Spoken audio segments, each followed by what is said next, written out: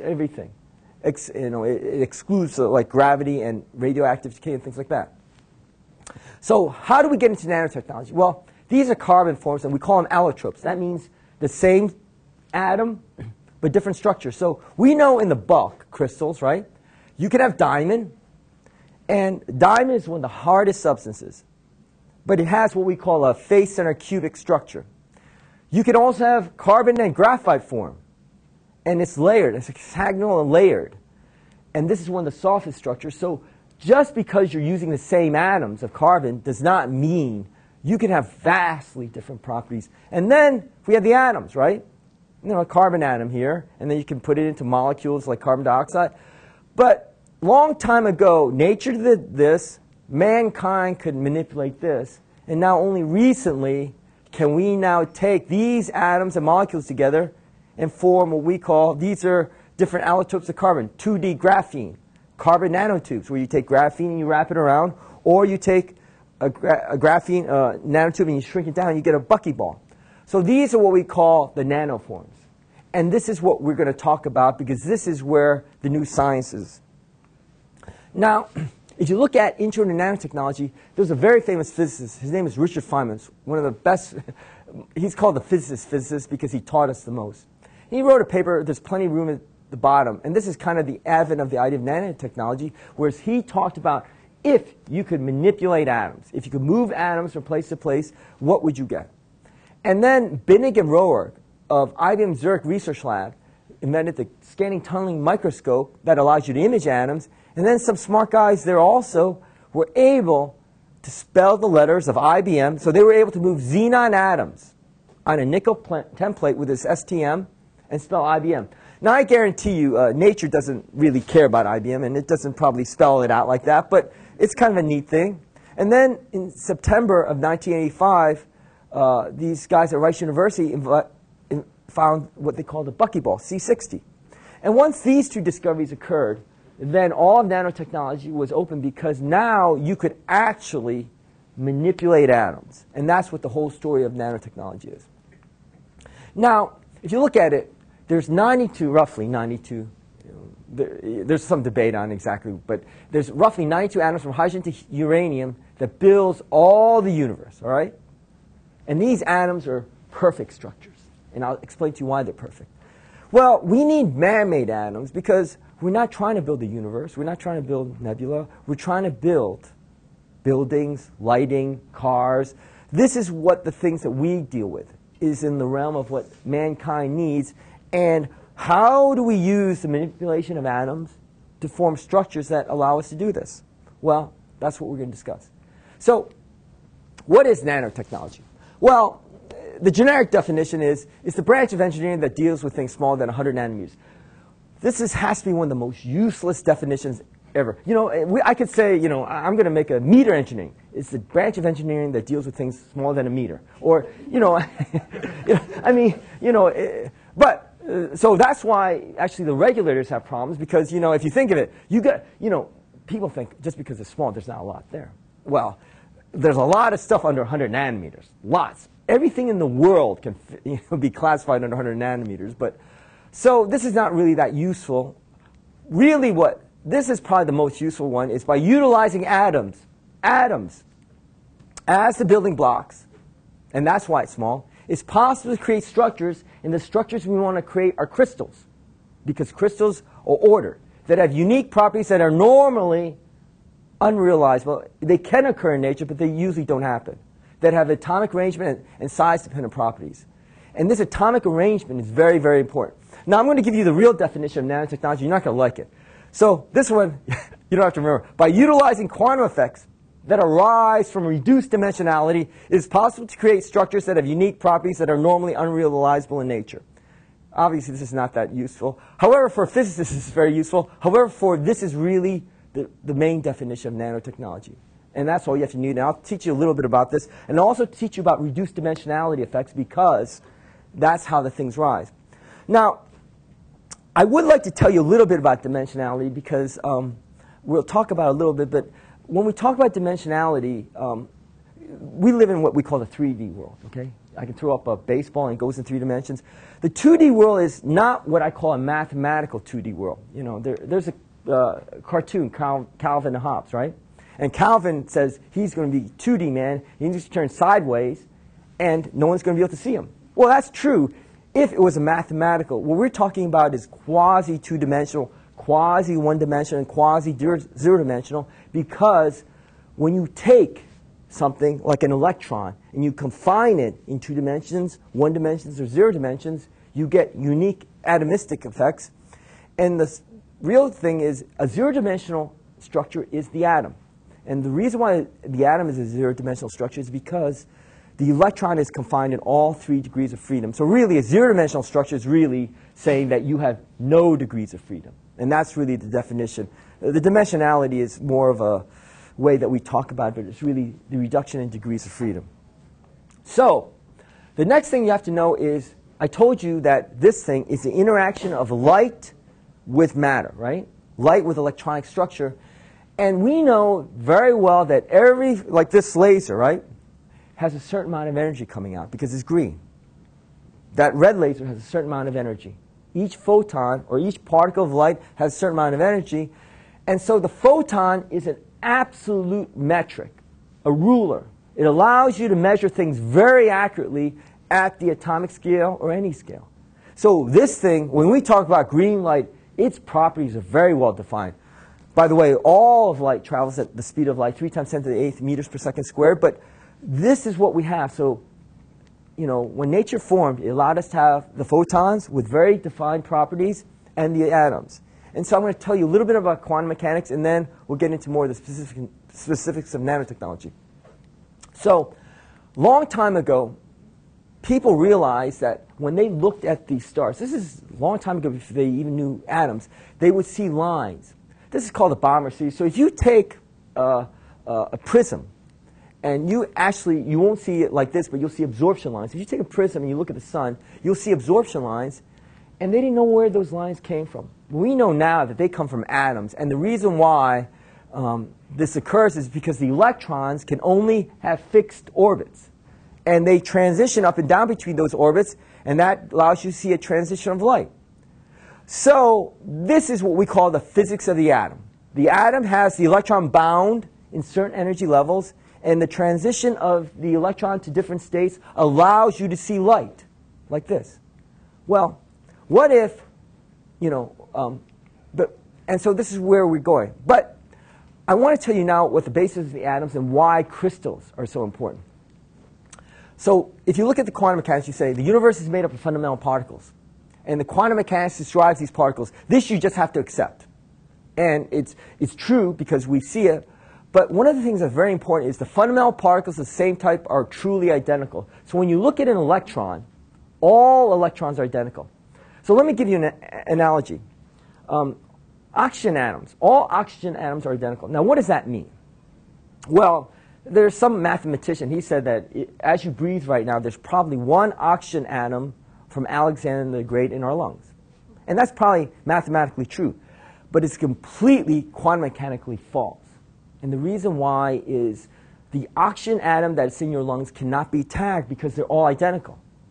You see? They're so identical, we can't. So if you take an oxygen atom, put it together, and you look away, you can't tell which one's which. They're so identical, and we know that because there's certain properties of really identical. They're not like bolts.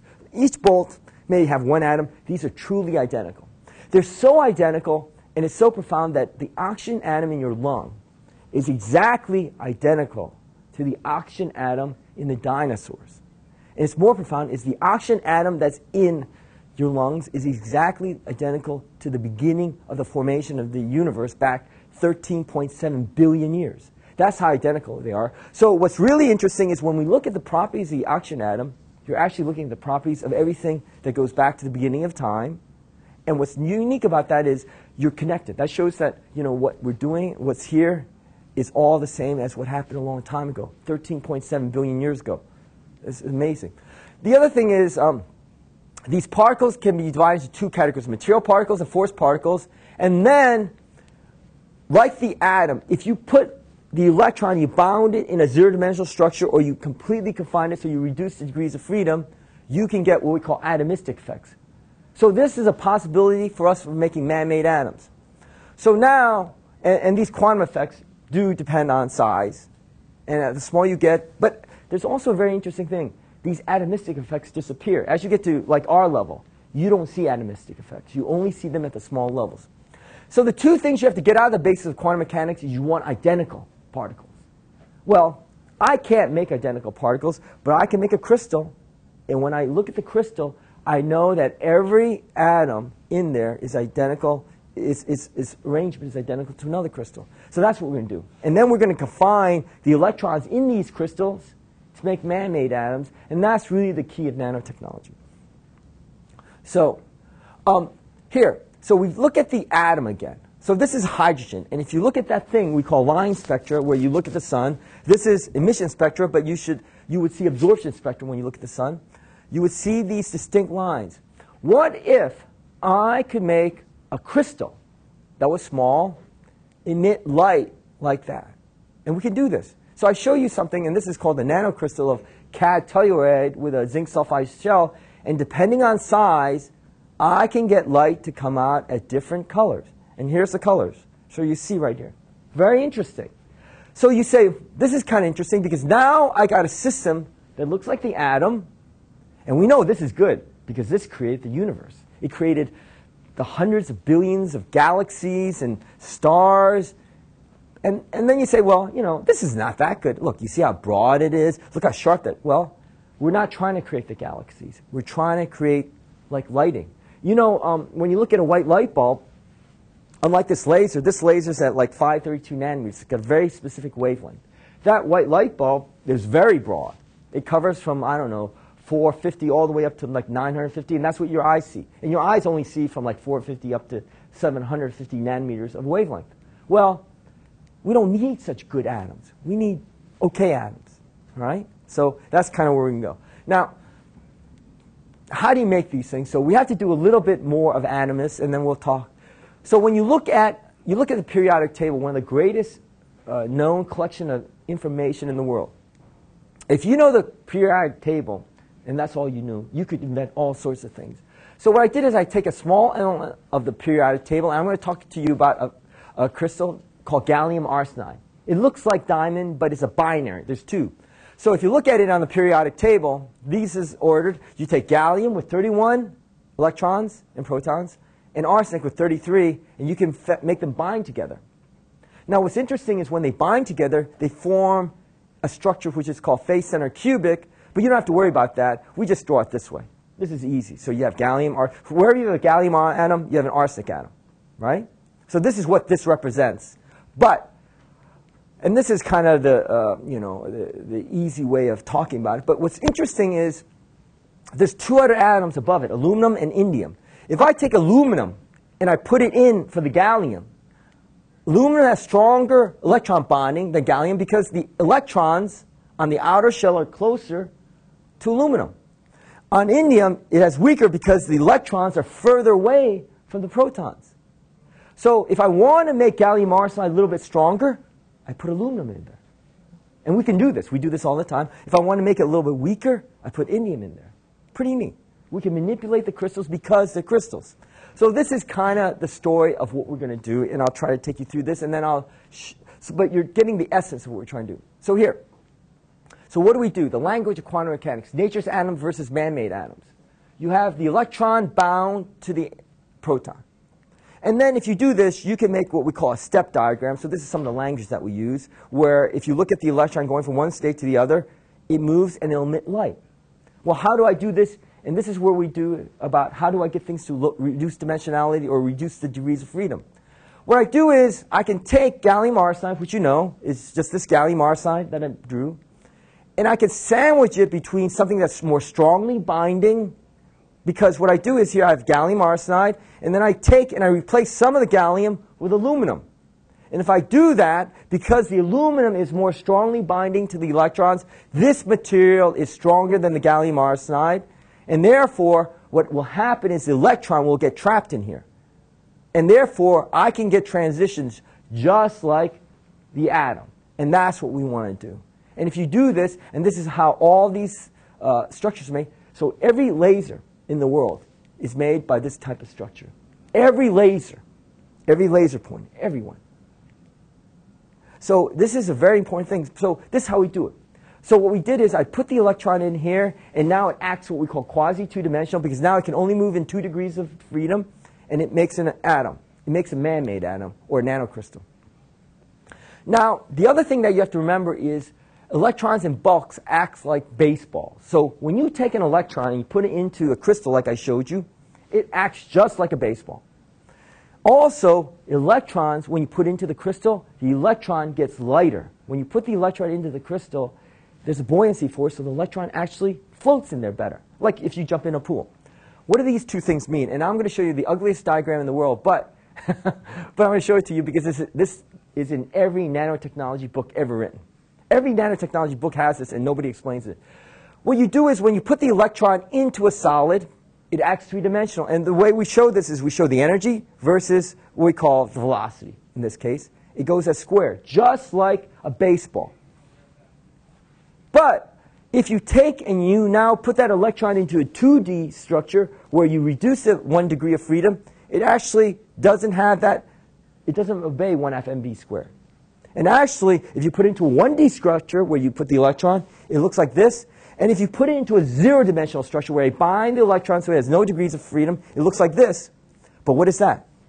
This is just a depiction of the atom. You see? You have an atom, nitrogen atom, surrounded by electrons. And this is a state diagram. It shows you that I can only have 2 energy levels. So what did I do? What we did was, by reducing the degrees of freedom of the electron, we gain control of the electron. And that's what nanotechnology is. It's efficient control of light, the photons. It's efficient control of the electrons. And this diagram is all that it means. It's nothing to worry about. But also, because we made this diagram the way it is, this energy structure, you see this? This is size dependent. So if I make the atom a little bit bigger, the man-made nanocrystal a little bit bigger, the energy goes down. If I make it a little bit smaller, the energy goes up. So this is really the key. So if you ever see this diagram, you shouldn't be scared. But it's in every textbook in the world for some reason. But nobody really explains it. So I'm not going to tell you. Let me see how much time we have. I'm not going to tell you about how we do this, but I'm going to give you actually what happens.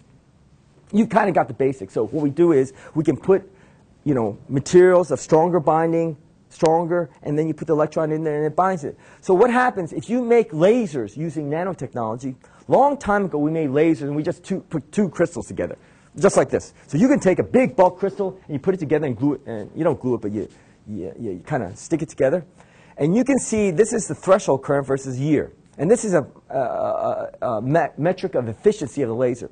So back when they first made lasers, they were, like 10,000 or 20,000 times high on this metric.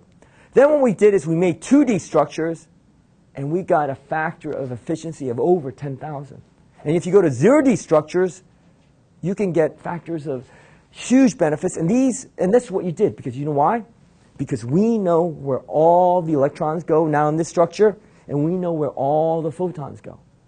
And that's why. So once you control things like that at that level, you can make it's very efficient.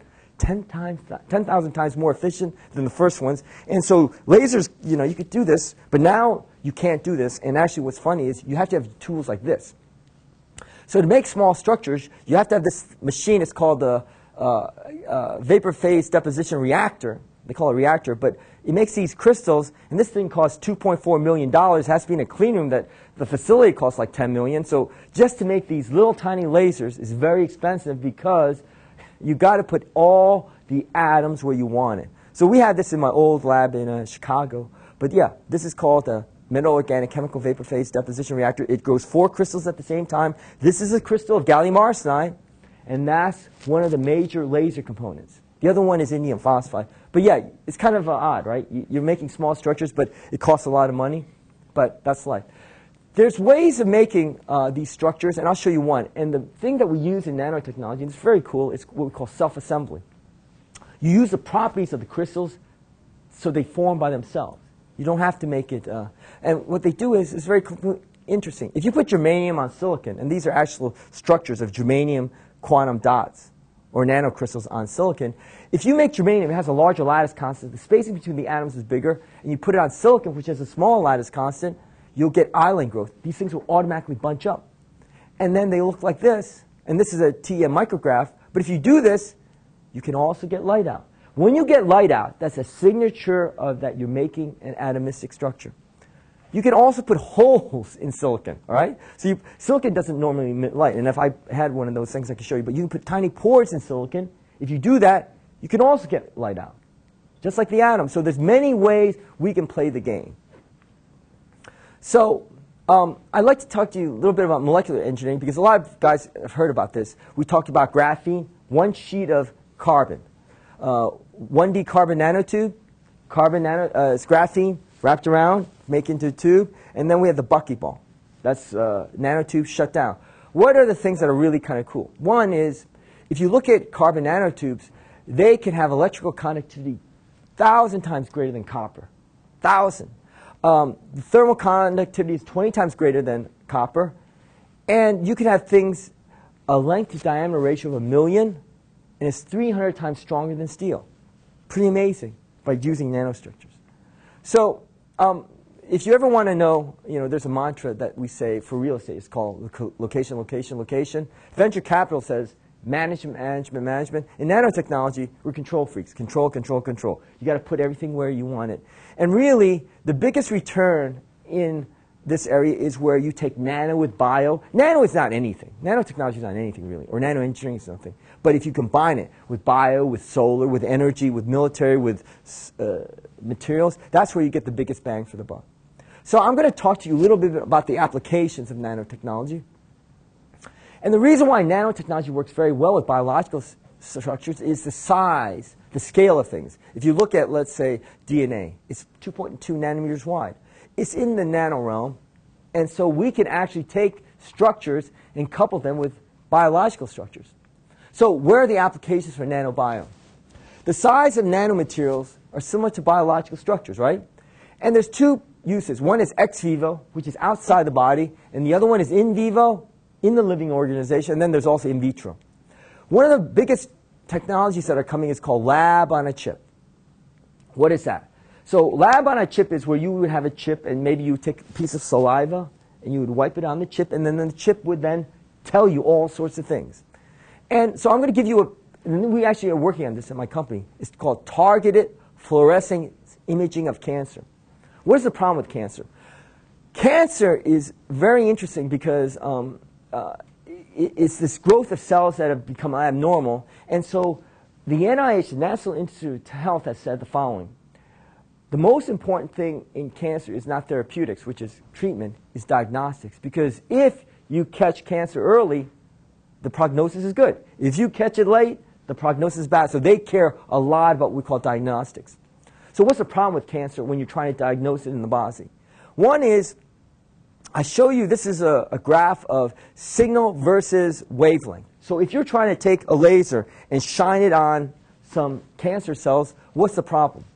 Well, one is, there's this thing, you got hemoglobin in the blood, right? Binds with iron. And then you got water, right? And hemoglobin.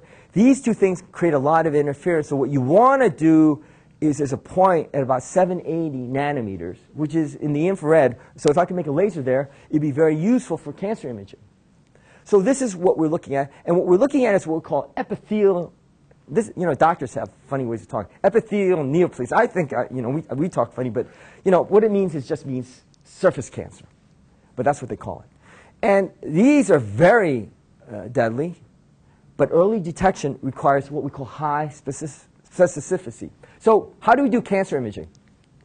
Well, we're working with the Mayo Clinic on this, and what we're going to do is, these are images of cancer cells that have been bound to, so what you do is you take the dye, and they use fluorescein. Everyone knows what fluorescein is. This stuff they drop in your eye. Fluorescein is a biomedically approved thing that you can put in the body. Well, what the Mayo Clinic did was very clever. They bound a peptide. They found this peptide, and they bound it to fluorescein, and then they were able to image cancer cells because what happened was this peptide would bind to the cancer cells. And they did a huge study. So now you see this is the image of the data, and then this is the control. What if you could do something better? And this is where we take that nanocrystal that I talked to you about, and we could do the same thing. We could coat the nanocrystal first with a biological coating, and then we could put that same peptide on it. But the thing that this nanocrystal does is highly efficient, much more efficient than fluorescein. And also, fluorescein detects here. It's got a lot of interference. We're going to make it so that the nanocrystal emits here so that the signal to noise is optimum. And then if you could do this, you would get a much stronger signal. Also, you wouldn't have to use many quantum dots. You could use a very little amount of quantity. So its specificity, or how it knows where the cancer cell is, very accurate. This is what we use for what we call cancer imaging, very big for diagnostics. This type of thing is very important in America, but all for early diagnostics. But really, where this is going to be really important is in the third world. In the third world, actually, when you see a patient, the chances of you seeing the patient again is almost zero. So some of these patients will come and walk 50 miles to get to the clinic, but they're not going to go back. So you have to diagnose it. So in the third world, if we really want to help disease, this is really going to be important. You know, here, most of the time, you can wait a day. You know, it's not going to matter. But there, it'd be very important. The other thing is what we call targeted drug delivery. So lab on a chip is one, and then the other one is what we call targeted drug delivery. And this is therapeutic. And this is very interesting because how does chemotherapy work in cancer? Well, cancer tends to be the fastest growing cells in the body. They're hungry. They're super hungry. And so what chemotherapy does is an interesting idea, is it puts poison in your body and it says, well, the cancer cells are so hungry, they'll eat anything, like sharks. They'll just eat anything. So they're going to eat the poison faster than your body, the normal cells. Well, the problem with that strategy is you've got to balance it very carefully because, you know, at a certain point, you'll kill everything. So chemotherapy kills your hair, it kills your nails. And so it's actually a tough way to go. They're looking at what we call targeted drug delivery, and what that does is it lowers the side effects, increases the efficacy by depositing the active agent or the drug in the specific area. There's a company here called Celgene, originally called Braxis in Phoenix, Arizona. They invented a drug called Abraxane. And what that is, it's a nanoparticle albumin-bound structure. Why did they do that? What they did is, the Abraxane is this chemotherapeutic drug called Taxol, very toxic. If you take Taxol, what will happen is normal Taxol treatment in chemotherapy is they put you on a table. They inject the stuff into you, and this is over like 24 hours. And then they got to move you, they got to rotate you, they got to force the blood or the chemotherapeutic drug into your body. And also what's dangerous about Taxol is it's got a solvent. So you got to mitigate the effects of the solvent. Well, what Celgene did was they coated Taxol with albumin. And what's brilliant about that is, you see, albumin is what cancer loves. So they coated it. So now the cancer cells are hungry. They eat the albumin. And therefore, you got what we call targeted drug delivery. If you look at some studies on this, like clinical studies, pancreatic cancer is one of the most dangerous. And what happened there is they were able to double the lifetime from 9 months to about 18 months by using a targeted drug therapy. So this is very important. So how would you do more of a more robust? Well, you could actually take, the buckyball that I showed you before. You could put some very toxic chemotherapeutic drug in there, and then you could attach those peptides, and it would only break if the peptide hit the cancer cell and release its contents. Else, it would be released from your body untouched.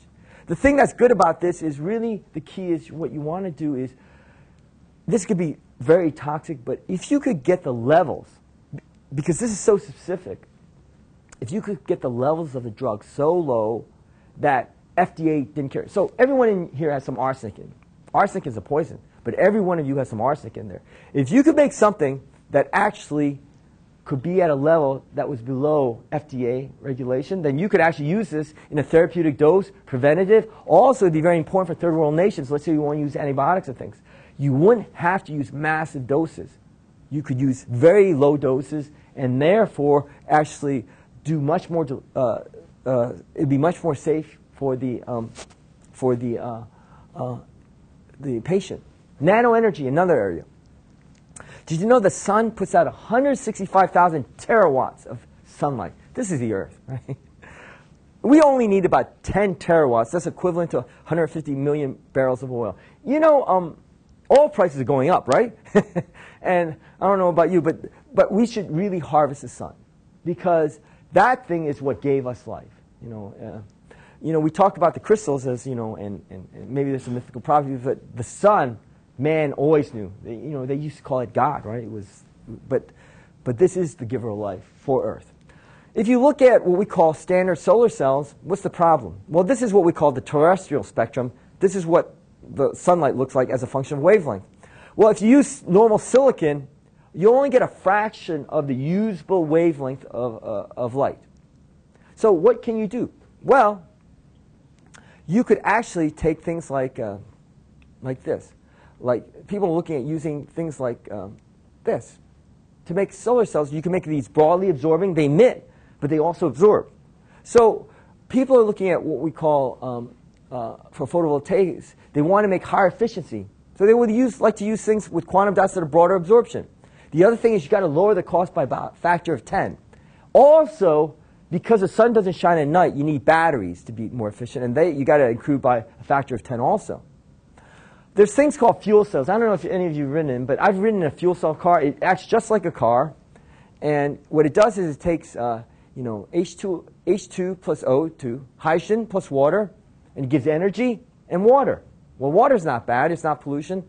And this is what we call, you know, the fuel. And one of the problems is you have to have hydrogen storage, but this is another thing. They have fuel cell cars, and this is an alternative to using gas. The problem with it is there's a problem. There's a catalyst you need, and the catalyst that you need is platinum.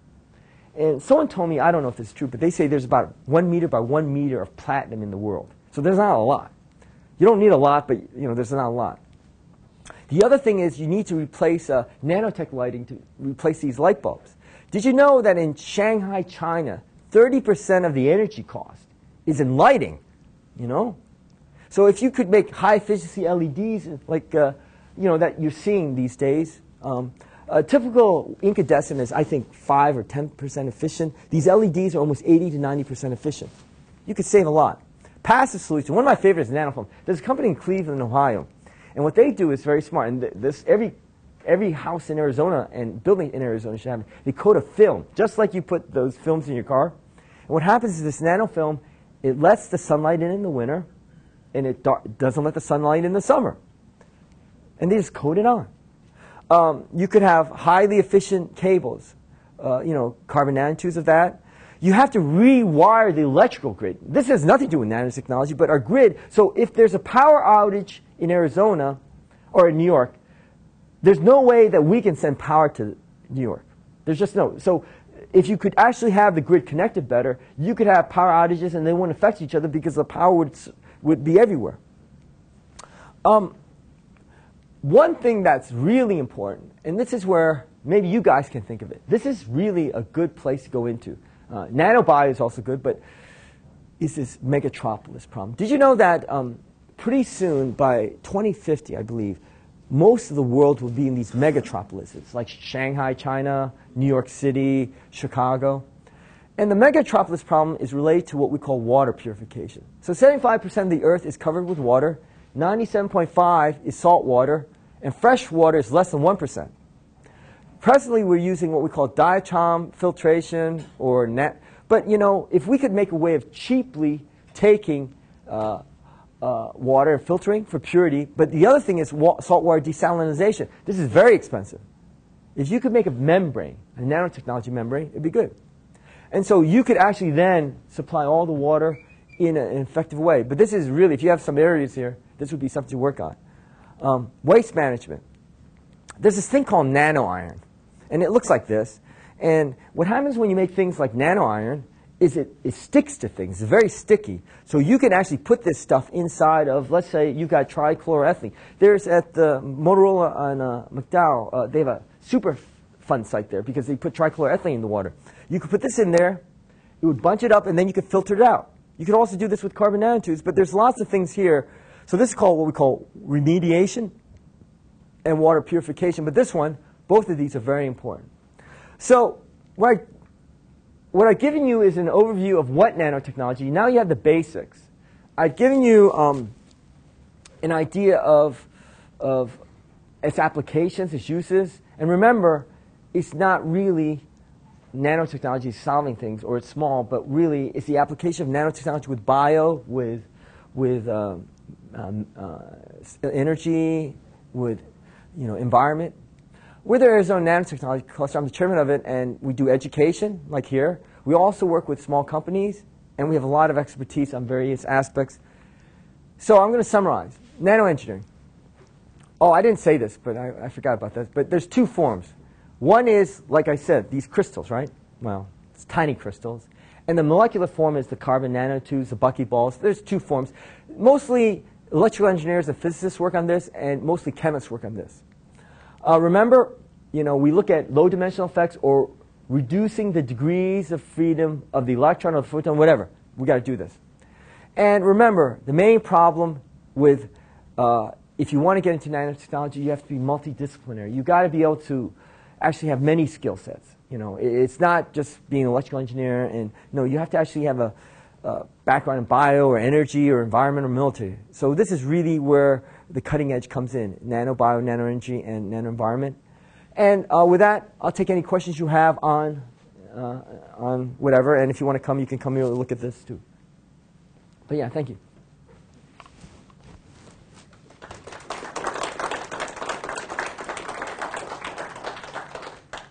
My question is, what are the costs involved with nanostructures, and is there a specific industry where it would be almost cost effective Oh, this time? that's a very good question. See? You see, okay, so I always think that chemists are much smarter than electrical engineers and physicists, because you see, I have to use a machine like this to do my, so this is very expensive, okay? But the chemists do it this way. They make these little vials up, and these are nanocrystals of cadmium, and now kids make them. You could go to well, you should have a fume hood, but a little safety precaution. But you can make these things, and these things are nanocrystals of cadmium with a zinc sulfide coating, and kids make them now. These are high school projects. So this type of cost is very cheap. Now the thing that's the problem is this: if you want to make a device like this, you have to have, so you can make things like a carbon nanotube, but you got to be able to put something in there, an input and an output. All right? So this is a transistor. So you put a carbon nanotube across, 3 electrodes. And so what I do is I pump in current this way, and this thing controls the current, just like a transistor. Well, to do the carbon nanotube making wasn't that hard. However, to do this is not easy.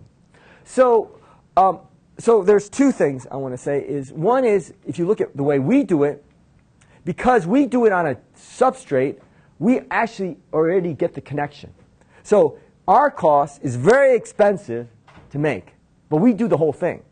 Their cost is very cheap to make, but now you got to connect that dot somehow to something. And so this is not easy. This is not easy at all. So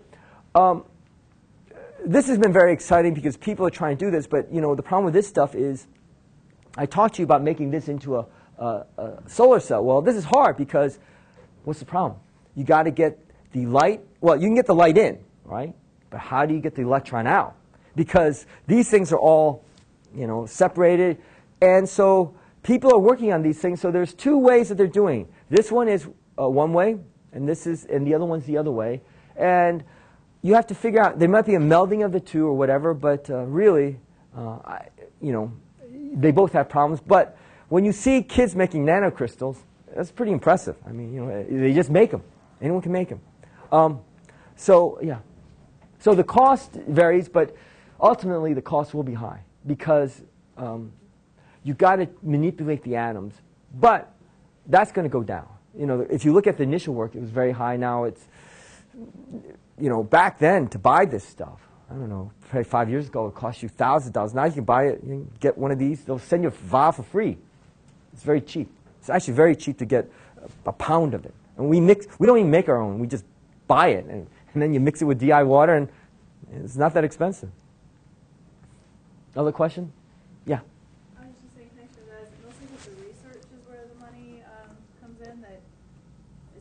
the largest costs, or is it just because?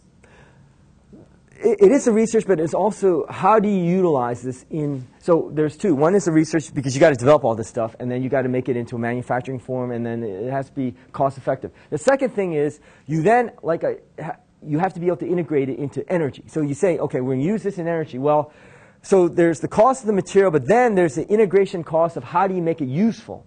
So that's very expensive, and until someone figures out how to do that effectively, it can be very, and so really, if you want to use this in solar cells, first you'd have to take this, you'd have to put it into a device, and then you'd have to show that the efficiency and the cost is much better than what exists.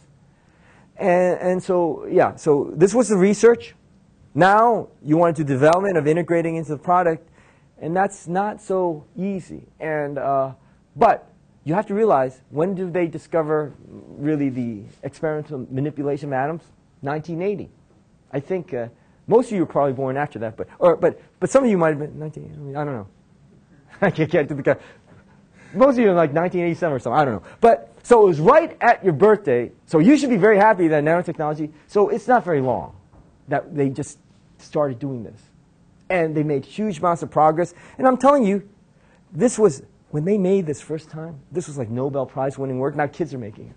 Kids are making it. So, and that's, I don't know, in the last 5, 6, 7 years.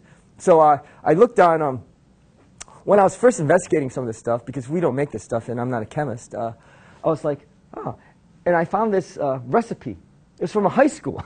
And they were telling kids, and the thing that they said was really funny. They said, you should do this in a fume hood. I don't know how many high school students have a fume hood that you can do this in, but they had a recipe in there. And in the chemistry labs, high school kids were making this. And this has not been very long. So when you see progress that fast, you know that, yeah. So, but I think really the biggest bang is nano environment and nano bio. I believe that's going to be a huge area of, impact.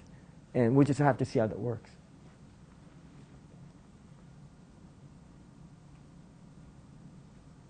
Do you have any other questions? All right, if you want, you can come here, look at here, and if you have any other questions, you can ask. But yeah, this is, so really the crystals that, I try to do these experiments every once in a while. So I have a nice lab, so I can mock up anything. So, but this was, so if you look at it, and if you really look at the properties of crystals, that's where you'll understand nanotechnology very easily. Because you can move it around, and you can go, this is just a standard laser pointer, so it can't hurt anyone. And you could take it out and move. I mean, you can see that it goes from 1 to 2.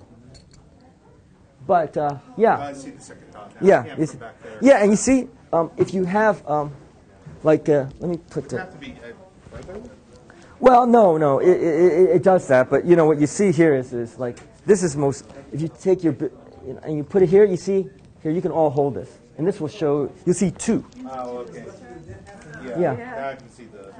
So, but every calcite crystal does it. Everyone. So man knew there was something about that, even though they discovered this a long time ago. But that's why you use crystals, because once you get something that is really, and it's identical. But what we did is we're not smart. Nature made that. Nature made the atoms. Now we know that's what we need. So all nanotechnology is really based on these crystals, whether they're carbon nanotubes or you can pass it around. Yeah, it's okay.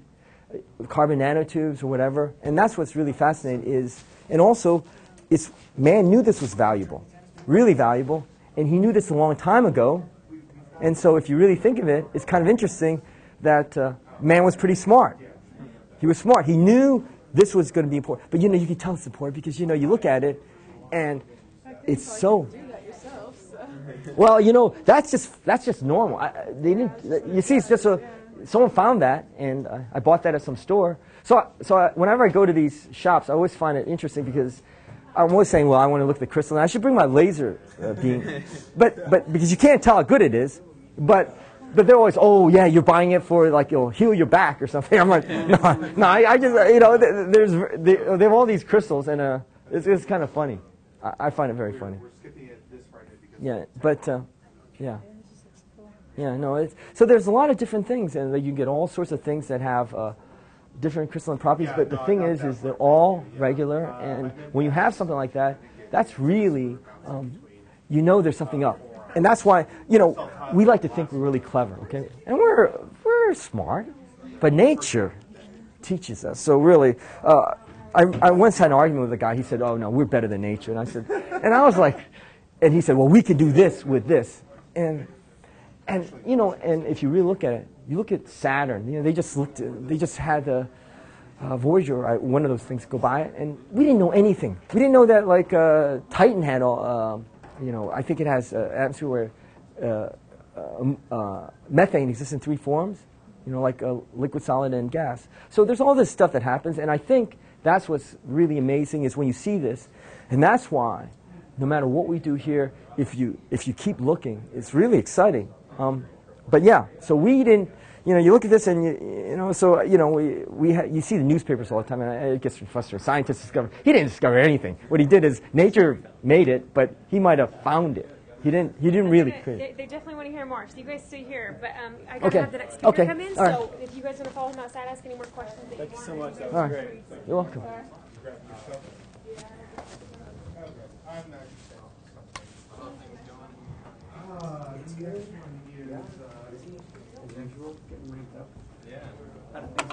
Oh, yeah, I think very well. It's very